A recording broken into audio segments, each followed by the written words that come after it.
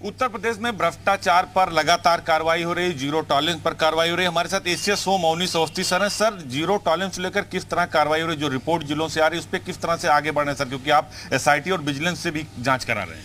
देखिए, विजिलेंस ने पिछले 1 साल में सबसे ज़्यादा मामलों में एफआईआर दर्ज करके लोगों को जेल भेजा है। अपनी हिस्ट्री में इतने मामलों का निस्तारण नहीं किया है। सीबीसीआईडी ने बहुत सारे मामले टेकअप किए, उन्होंने भी सबसे ज़्यादा मामलों का निस्तारण किया है। साथ ही साथ ईओडब्ल्यू जो हमारी एक संस्था है, उसने भी बड़े मामलों का निस्तारण किया है। हमारी जो एसआईटी है उसने एक्साइज में और इन एरियाज़ में फर्जी शिक्षकों की नियुक्ति में बहुत अच्छा काम किया है। तो हमारी जितनी भी स्पेशलाइज्ड एजेंसीज़ हैं, इन्होंने सब ने मिलकर मजबूती से काम किया है। और ये एक बेसिक उद्देश्य ये है कि माननीय मुख्यमंत्री जी का, और इस पर हम लोगों ने प्रेजेंटेशन भी दिया है कि ज़ीरो टॉलरेंस टुवर्ड्स भ्रष्टाचार। और यही कड़ी है कि बहुत सारे लोग अभी जेल में गए हैं। बहुत सारे संपत्ति अब पीसी एक्ट में, जो है प्रिवेंशन ऑफ करप्शन एक्ट में भी संपत्ति जब्तीकरण की कार्रवाई होगी और बहुत जल्दी आप देखेंगे। सर, जिलों में जो अधिकारी तैनात, आप भी मॉनिटरिंग करते रहते हैं, आपके निर्देशन में जो मंडलायुक्त हैं, आईजी हैं, वो भी करते रहते हैं, मंत्रियों की भी रिपोर्ट आई, तो उसको लेकर सर आगे किस तरह बढ़ रहे हैं, क्योंकि आप लगातार कार्रवाई के लिए जाने जाते हैं जीरो टॉलरेंस पर। देखिए, जो भी माननीय मंत्री समूह की तरफ से अलग अलग रिपोर्ट आएगी, माननीय मुख्यमंत्री जी का निर्देश जिन जिन में प्राप्त होगा उसमें हम लोग टेकअप करेंगे। अभी तो हमारा जो 100 डेज का ऑलरेडी माननीय मंत्री मंडल के समक्ष माननीय मुख्यमंत्री जी द्वारा जो अप्रूव किया गया है, उस पर हम लोग फोकस कर रहे हैं कि 100 डेज वाले कार्य को हम समय से पूरा कर लें। एक चीज़ जरूर, अच्छी चीज़ मैं बताना चाहूँगा कि जो लक्ष्य हम लोगों ने गैंगस्टर एक्ट में मजबूती से कार्रवाई कर रखा था, गैंगस्टर एक्ट में जब्तीकरण का रखा था, तो जो लक्ष्य 100 दिन का रखा था वो संभवतः 50 दिन में ही पूरा हो जाएगा।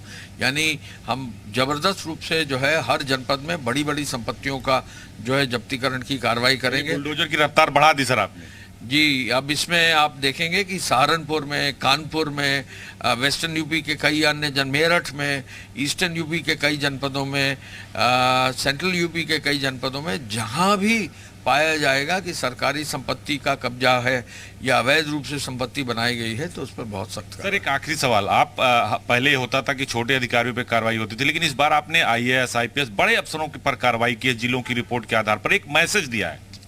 ये माननीय मुख्यमंत्री जी का ही निर्देश है कि सीनियर ऑफिसर्स यदि कहीं गड़बड़ करें तो उनको भी किसी भी रूप में उत्तरदायित्व से बचने न दिया जाए।